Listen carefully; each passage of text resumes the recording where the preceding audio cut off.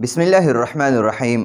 نن زموږ د ارشاد الصرف سبق نمبر 88 دی او قانون نمبر 19 اوماغه شروع دی او د ثلاثي مجرد قوانین دي.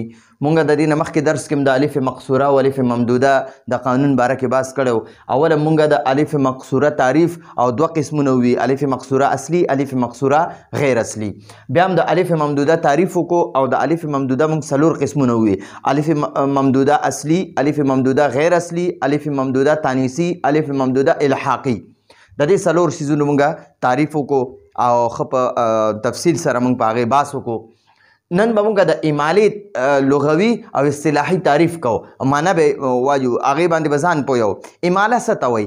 یو څیز طرف ته مایله کېدل، یو څیز طرف ته متوجه کېدل، دغې ته اماله وایي. اوس ګورو جي، اماله په لغت کې مایله کولو ته وایي. یو څیز ګوره، دا یو څیز بل طرف ته مایله کې، یو څیز بل طرف ته لږ ورواړی، ٹھیک شوه، یو څیز بل طرف ته اړولو ته اماله وایي په لغت کې. لغوي معنی څه ده؟ یو څیز بل څیز طرف ته اړولو ته وایي. یعنی الف ته دا الف یا طرف ته واړی، د دې الف نه یا جوړه کړي، ٹھیک شو جي، یا طرف ته لږ ورواړی، نو دې ته اماله وایي. اماله په لغت کې مایله کولو ته وایي، یعنی متوجه کېدلو ته وایي، اړولو ته وایي. او په اصطلاح کې اماله څه ته وایي؟ الف یا طرف ته، الف دا الف چې دی که نه دا یا طرف ته او فتحه نه ده، فتحه زبر، دا کسرې زیر طرف ته متوجه کولو ته وایي.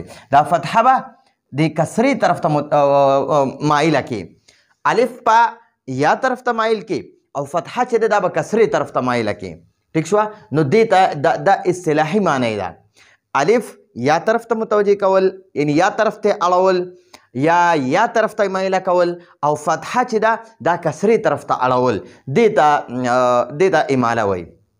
لکه کتاب دی که نه، کتاب کې دا الف دی، الف، ټیک شوه.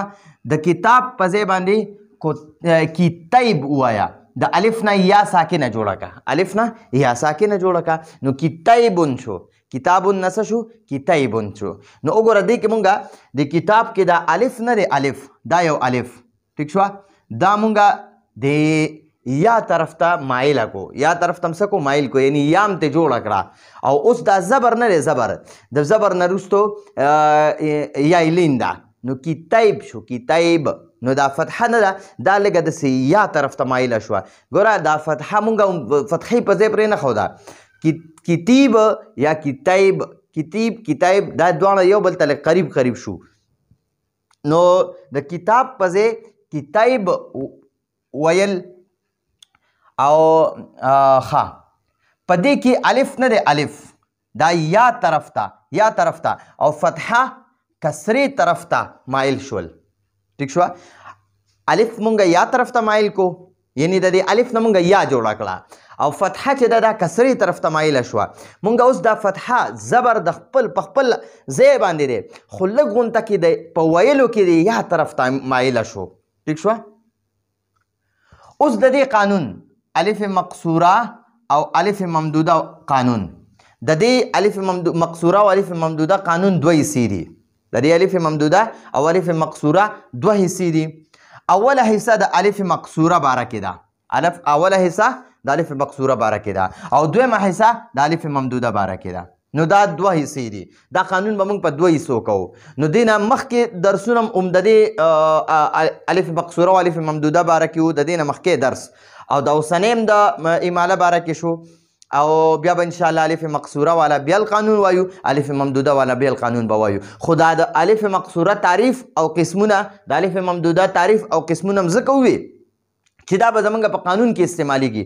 دا اماله باندې ځکه ځان پوه کړو چې دا به زمونږ په قانون کې په کار راځي. هلته په قانون کې وایي چې یاره الف یا طرف ته مایل کا، نو د الف اماله وشوه، د الف یا طرف ته اماله وشوه، نو ته به بیا پوهیږي نه، پریشانه بشي چې یاره د الف یا طرف ته اماله وشوه، څنګه اماله وشوه، اماله څه ته وایي. نو اوس مونږ اماله وپېژنده چې اماله یو په لغت کې مایله کولو ته وایي، اړولو ته وایي، یعنی یو څیز بل څیز طرف ته متوجه کولو ته وایي، ټیک شوه.